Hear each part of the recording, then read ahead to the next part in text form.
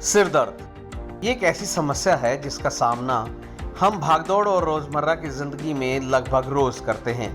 WHO की एक report की माने तो 18 से 65 साल की उम्र के लोगों में 75% आबादी को सिर दर्द की समस्या होती है और उनमें से 30% आबादी को माइग्रेन की भी दिक्कत रहती है। ये समस्या इतनी आम है कि हमने कहावतें भी इस पर काफी सुनी है, जैसे इस काम ने तो मेरा सर में दर्द कर दिया, उसका चेहरा देखते ही मेरा सर दर्द हो जाता है।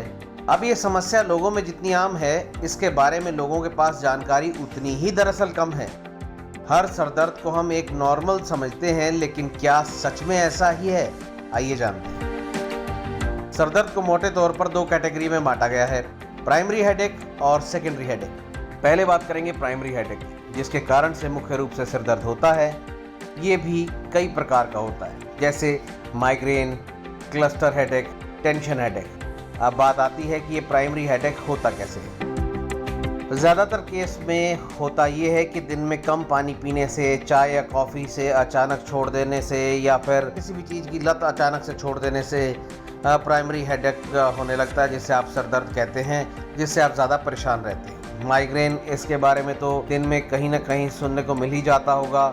तो क्या है माइग्रेन और कैसे होता है, ये भी हम आपको बताते हैं। दरअसल माइग्रेन की समस्या और कारणों के बारे में अभी रिसर्च पूरी नहीं हो पाई है, लेकिन कुछ तथ्य हैं जिससे 35 से 45 साल के लोगों को ये माइग्रेन ज़्यादा होता है। पुरुषों के मुकाबले महिलाओं में ये समस्या ज़्यादा होती है।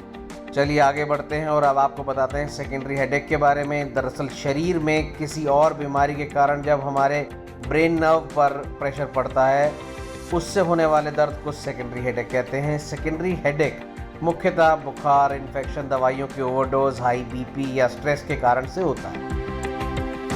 और ये सब बातें हम आपको नहीं बता रहे, बल्कि ये सब जानकारी national institute of neurological disorders and stroke की वेबसाइट पर दी गई हैं। कुछ बातें ऐसी हैं जिनका ध्यान रखकर खुद कुछ हद तक सर दर्द से बचा जा सकता है, या इसे रोका जा सकता है, कम किया जा सकता है।